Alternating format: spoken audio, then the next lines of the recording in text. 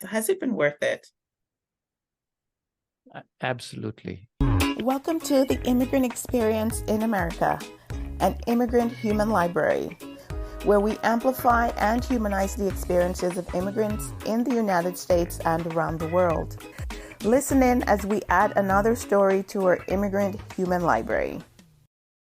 Today, we have another amazing story to share with you, and it's that of Joseph Shaules. Joseph? Hello from hot and humid Tokyo. So Joseph, it's Dr. Joseph Shaules, right? PhD. I love to give respect. Once you've gotten there, give respect where it's due. So Joseph Shaules is an author and educator in the field of language and intercultural education. He teaches in the SUDA University Graduate Program in TESOL, TESOL. TESOL, yep. Is that English as a second language, kind of same idea? Right, that's right. So these are people who are studying to be language teachers. So I teach this program, yeah. And he is the creator and host of the Deep Culture podcast, which is how I became aware of Joseph, of Dr. Shaules. He has lived for extended periods in Mexico, France, and Japan, and is fluent in English, Spanish, Japanese, and French. And again, welcome to the show. Oh, thank you, Simone. You don't need to read all of that stuff. You and I, we are family because we are one of these lost toys who has made a life in some place other than we grew up. We are both bridge people. So this is really not about, our work or our professional life. This is about sharing some experiences, cultural bridge people. I am absolutely thrilled to be with you. And I just love your podcast and the work that you're doing.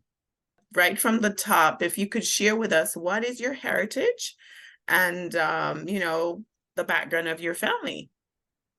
Well, I grew up in California, and both of my parents were born in California, which is unusual for people of their generation. So my family took pride in being Californian. So the image of California does not always match up to what it means to actually live there.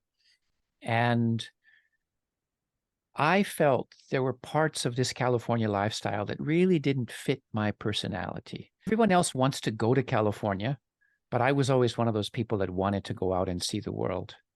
And the first inspiration for that was working at a part-time job when I had guests coming into the amusement park where I was working, and they were speaking Spanish, and it sounded cool. And I thought it would be cool if I could greet them in Spanish. So I memorized a few phrases.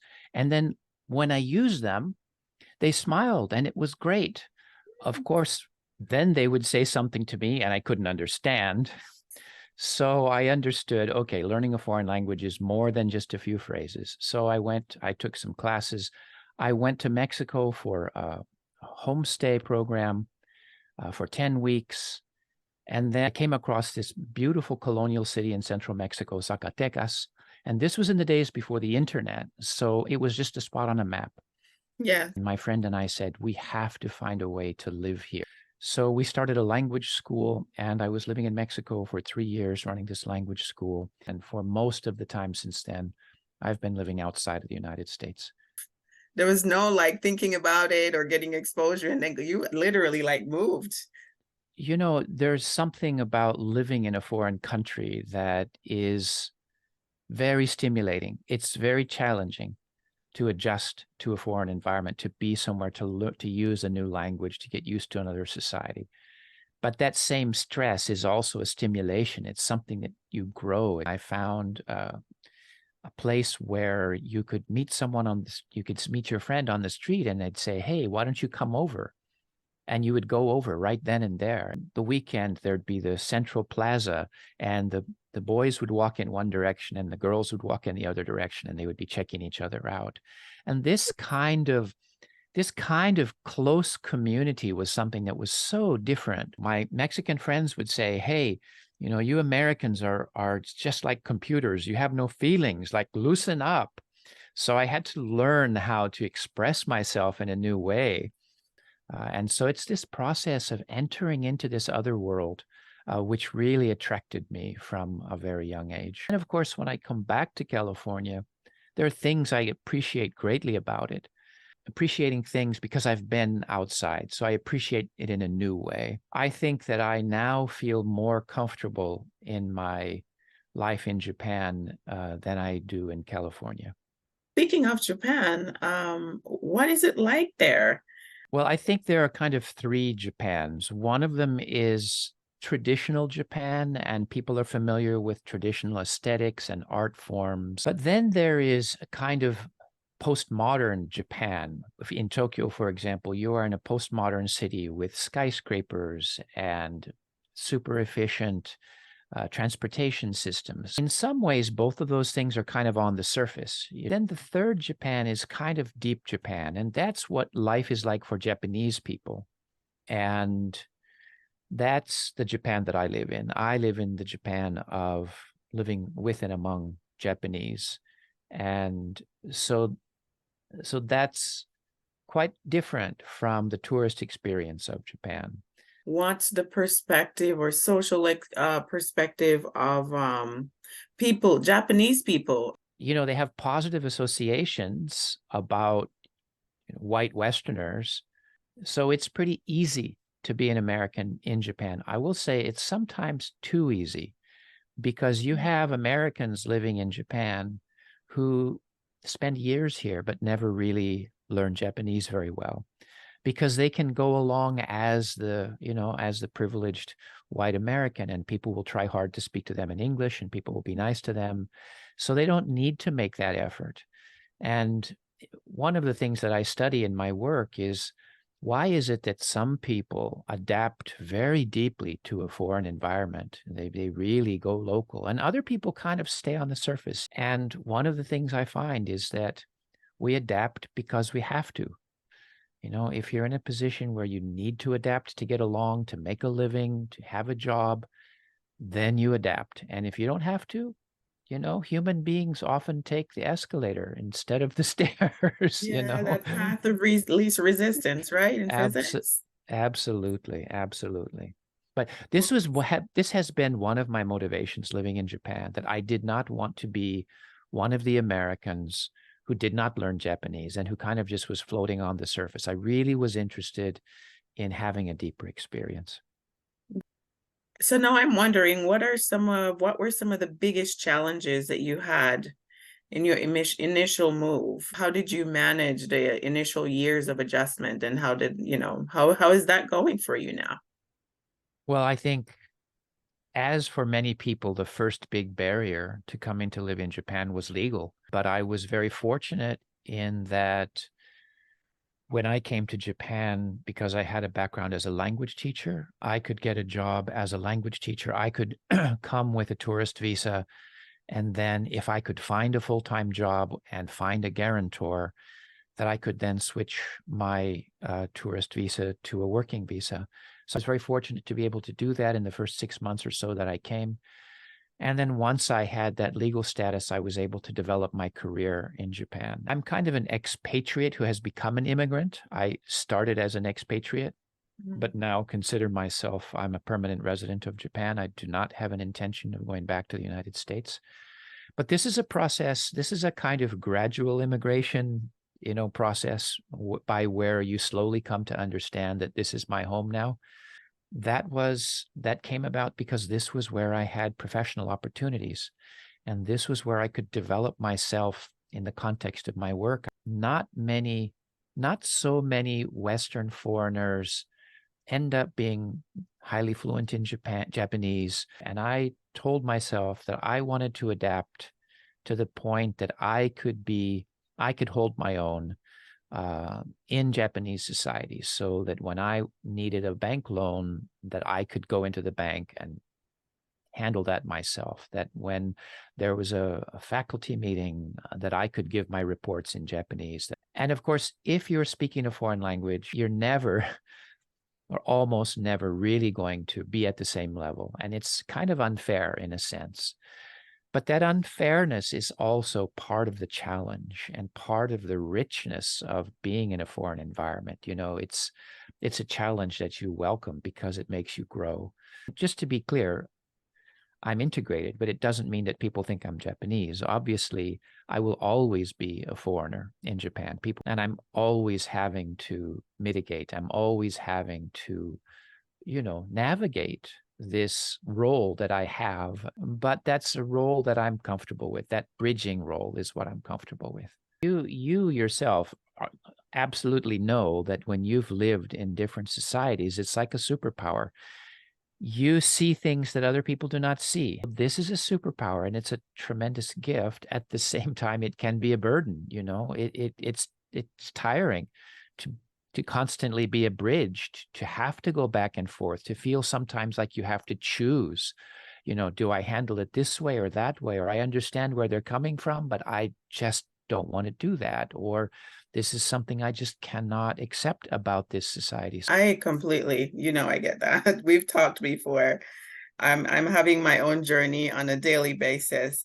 I actually assumed that you went to Japan for because of love. It seems like you met your wife later on. Can I just say that my wife did her undergraduate work in the United States, and she's also an educator, and she also does intercultural education. So on our first date, one of our first conversations was how hard it is to find the right partner when you're living between cultures. But how neat that you were able to meet someone who studied and experienced the US in Japan, who is Japanese. So both of you seemed very balanced. Did you think that? Oh, absolutely. And we had certain things in common. So on our first date, I found out that she went to a junior college in California. I also had gone to a junior college. So we kind of had this shared experience of expanding our world through education, of expanding our world by going to another country, of expanding our world by learning a foreign language. So this has been really the core of our relationship, this shared journey that we're on. For you as an American in Japan, like, are there anything that you're like, man, I'm still not getting that? Oh, of course. Human relations are different in Japan. People, I'm a middle-aged man. Middle-aged men in Japan do not easily make friends with other middle-aged men. So there are these things which always require extra effort. But again, as I say, that extra effort is kind of also what I like about this. It's that extra challenge, and it's always a source of growth. Now, have I made terrible mistakes in Japan? Yes, once or twice. I made very embarrassing mistakes, and I don't know if this is a suitable podcast for me to tell this story. But after being in Japan about a year, I was trying to make curried rice.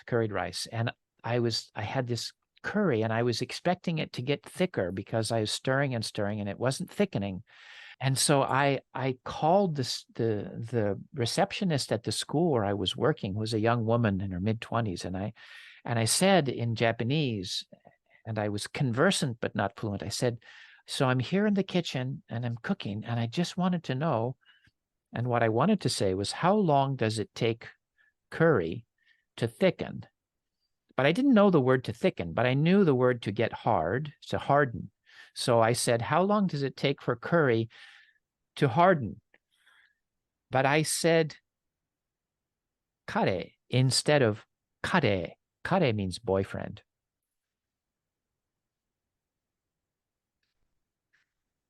Instead of saying, how long does it take curry to thicken, I ended up saying, how long does it take your boyfriend to get hard? So how did she respond? He freaked out.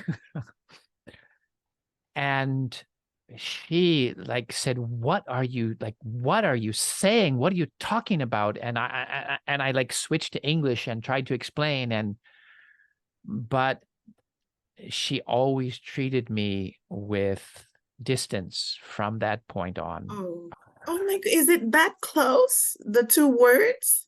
The word was, so curry is kare and boyfriend is kare. Oh my gosh. And it just happens that you were cooking curry. Yes. And wanting to talk to oh my goodness. What is the perfect storm, cultural storm? Yes. True story. Oh, wow. True story. Well, And I don't tell my students this story because, of course, it wouldn't be appropriate. So in here I, Japan, right? yeah, or even with students, I'm not going to tell them some story like this. Anyway, so this is one. So your podcast listeners are one of the only people in the world that get to hear my faux pas story. And so when I think recently you had to come back, my condolences regarding that. I wonder, how do you experience California or any part of the US when you return? Like, you feel like a foreigner now when you come back? I feel like a spy. I feel like I'm this person who has this other agenda. Like I will sit in a restaurant and I will listen to the conversation at the table next to me because I'm fascinated to hear what the Americans are talking about. Of course, it's totally familiar to me. Of course, when I talk to people, it's effortless. But once I make a distinction between my identity and myself. So Hmm. my identity is I'm an American. That's the label that is on me. That's how people see me. That's how I present myself in the world. But myself is kind of the territory of the familiar. What is the world that I know? What is part of my body? Big part of myself, of my psychological territory is Japan. Japan is familiar to me. And as long as Japan is now familiar to me, then there will be a way in which the United States is unfamiliar, simply because there's this gap. So I've got a single identity, but I've got multiple selves. And so in California, I can feel these different selves kind of, going back and forth between feeling that everything is easy and also feeling that things are alien. Japan is a collectivist society where people are very polite, where there is not a high level of homelessness, where there is not a high level of political conflict, Yeah. where the neighborhood you live in does not determine how people see you. I mean, people live like this still around the world? There is a place, I will say, that Japan has a very hierarchical language, but a Yes. very egalitarian society. The United States has this philosophy and founding principle of equality, but American society has tremendous differences in wealth. It has tremendous inequality. So I do feel when I'm in the United States, this rather harsh, competitive, winner-take-all feeling. But I also feel the challenges in American society in a very deep way because I've experienced other things. The United States is not always, it's not always so community-oriented. It's very easy to get isolated. Definitely. I have to actively, on a daily basis, reach out and form my own community. And as I expressed just how many times I've had to move, I was just like constantly in and out of a new place. And I'm constantly having to meet new people. Sometimes it feels like my brain erases so I can make space for the new. I can't explain that because when I go back to my high school with my friends, I cannot remember certain things. Like it's hard for me to recall because I've had so much newness. And then part of the issue is there's parts of me that I've had to adapt or assimilate in order to operate in the workspace. And when I go back, I get very uncomfortable because it's a very collective aesthetic. People are very uncomfortable with you just walking around with your chest really high and just talking about yourself. I have to really learn to just switch certain things off. Whereas I had a lot of difficulties learning to self-promote when I moved here, and I still deal with that, So there's parts of me that's more comfortable with that collectivist expression that you're sharing, where people just exist and value people for just who they are. And so yeah, I'm walking that out on a daily basis and continuing to evaluate as I have a 5-year-old daughter. What is she absorbing? Who will she become? Who will I become in another 10 years? Over time, if you are changing the way you act, at a deeper and deeper level, it challenges your values. And if you're not, Yes. and you say, okay, I've got to like go into this interview and I got to talk about myself. Okay, once or twice, that's fine. But if you have to do that every day, then these deeper values are going to get challenged. And the thing is that for many Americans, this kind of self-promotion, what we're calling self-promotion, they don't call it self-promotion. They just call it being themselves. And they only see it in positive terms. And so there's the superpower again, right? You've seen both of those worlds, and it's easy to kind of get, to try and it's hard to figure out. And, you have a 5-year-old, as you say. And of course, children are very sensitive to their environment.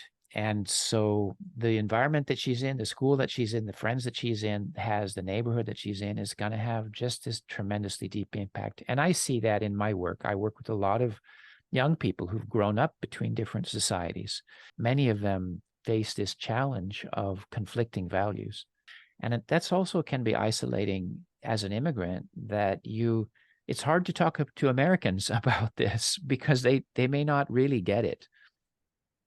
No. And I'm constantly having conversation about the podcast, and I'm trying to really understand like what is that American experience for somebody who's native. And I find here that you have to seek out international experiences and international news, as opposed to people who are outside of the borders of the US tend to know a lot more about what's going on here, about the culture, whether it's pop culture, the music.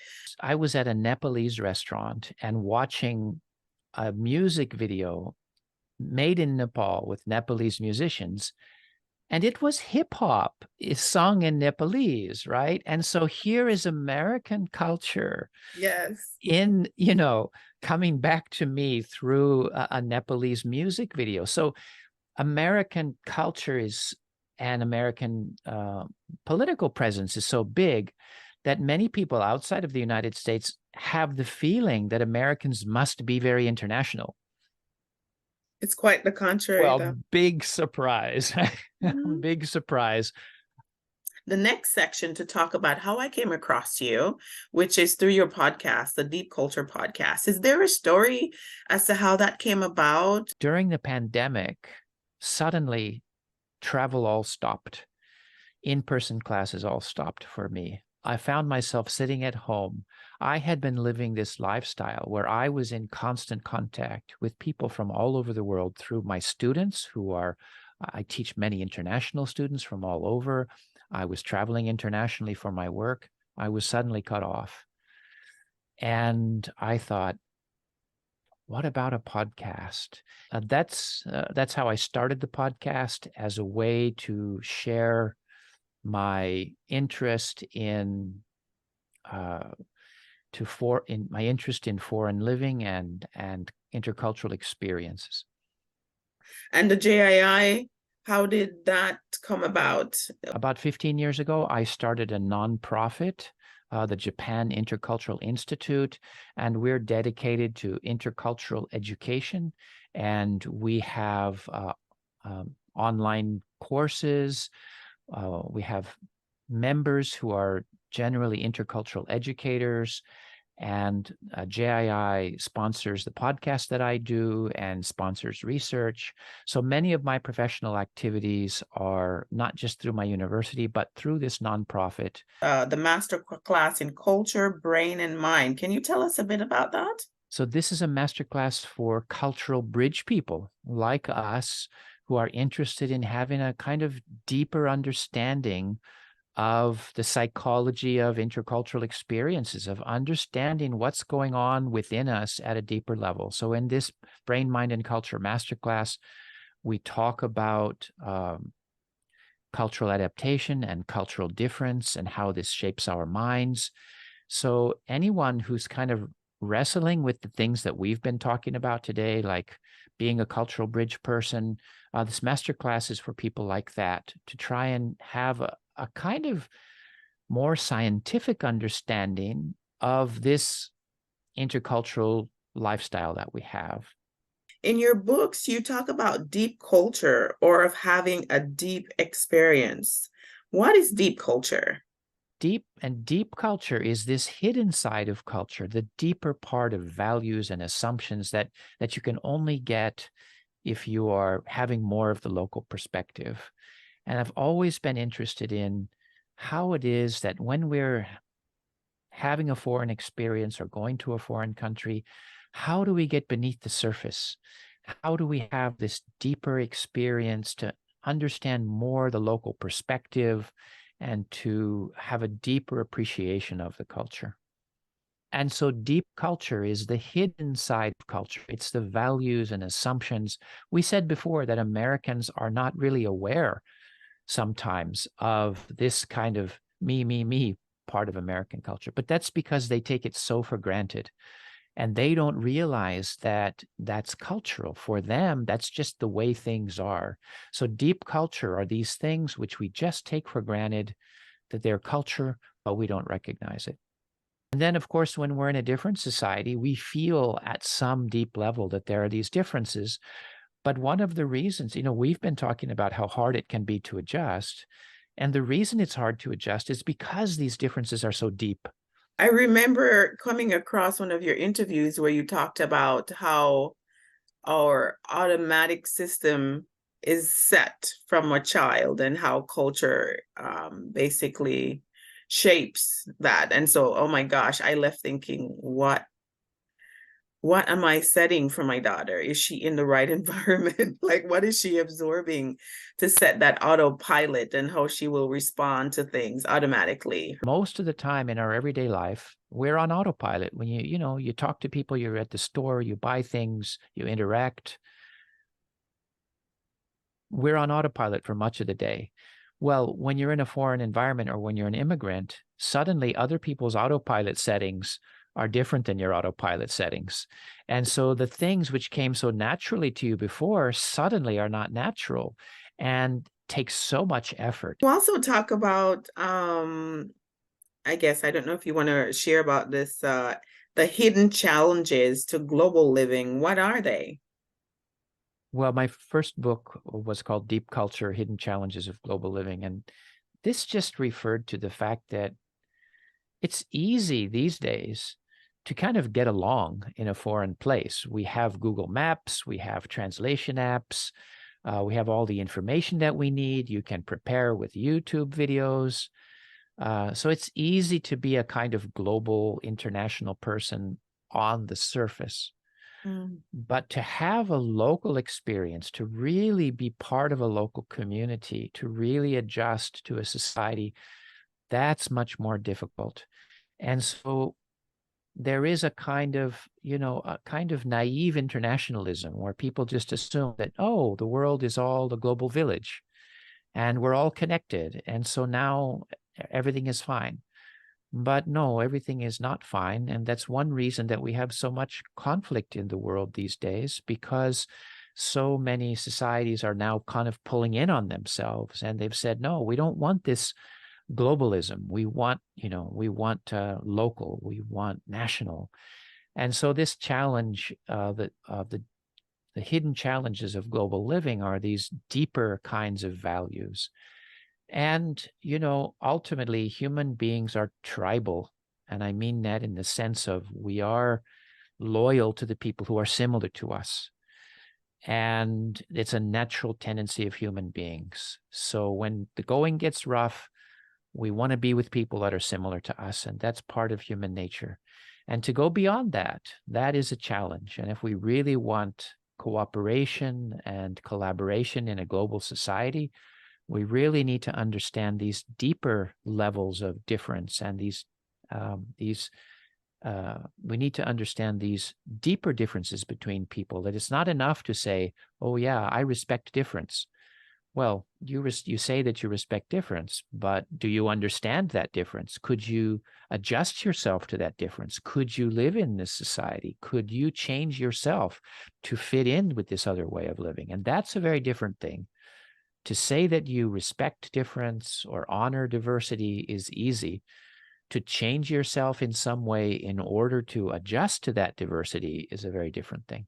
You're also interested in how culture shapes cognition. In other words, how we think and how we experience the world. Are you saying that our brains are programmed by culture? Well, that's the autopilot, isn't it? Right? That we, you know, some people have this idea that the brain is kind of this machine, this information processing machine, and it's just reporting the facts about the world. But that's not the way the brain works. The way the brain works is that the neural structures of the brain are shaped by experience. And our experience growing up shapes the cognitive patterns in our mind. So here's an example. If I say, think about your mother. Now, what was she like? Now, my mother was kind of reserved. She's very proper, very polite.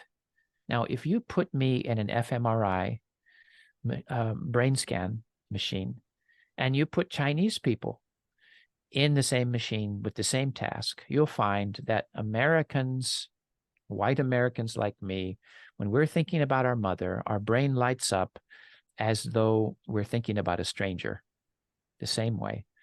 But for Chinese, when they're thinking about their mother, their brain is activated. The patterns of activation are similar to when they're thinking about themselves. Mm. So our brain is programmed by culture, not in a kind of, it doesn't train us to it doesn't mean that because I'm this culture, I do this behavior. We're not robots. But it does give us our cultural glasses, the way that we look at the world. And it does shape our emotional qualities, and it does shape our values in a very deep way. So yeah, it's kind of programming our autopilot. Can I ask you a question? Sure. Did your daughter choose that wallpaper, or did you choose that wallpaper? Because we've got this Parisian love and a bicycle, a little girl riding on a bicycle towards the Eiffel Tower. So like, this is like what a symbol of international living. Oh, I did. I did. And then the other side of the wall has the ballet dancers and so forth. So yeah, my husband and I did. I love the pink, but I bought this on Amazon. I just loved it. The scene in Paris. I've been to Paris. I studied French, so I'm not sure if I consciously chose it. Like if I was, I was just drawn to it and I thought it was beautiful, very playful. Well, you see, your autopilot has been programmed with this international mindset. And of Yes. course, this is what you're passing on to your daughter. Yes, and I hope we are. She's going to kindergarten, and interestingly, we came across a lady in the grocery store who told us about this international school. We were new to Georgia, just moved here. We had no idea. And she's going to this international school where they teach, it's a full immersion school where they have, I think it's Mandarin, German, French, and Spanish, and she's in the French track. She got into the French track. I do want to pass that on to her, to this love of the world and just respect for people's culture and just the intrigue that I feel like I've always had of other people. So that's the intercultural mind. One of my books talks about the intercultural mind. And the intercultural mind is this recognition that other cultural worlds are real and that they are valid and that they're different, but they're just as valid as the world that you live in. And once you have this basic understanding that these other cultural worlds are just as real and just as valid as the one that you live in, it really creates this shift in how we live, because we judge a little bit less and we become a little bit more open and we become a little bit more curious. Has it been worth it? Absolutely. If you can find a life challenge that gives you the sense that you've grown, then that's where we should be. So absolutely, it has been so rewarding for me. What do you know now that you wish you knew at the start of your journey, of your immigrant journey? Don't expect it to be easy. And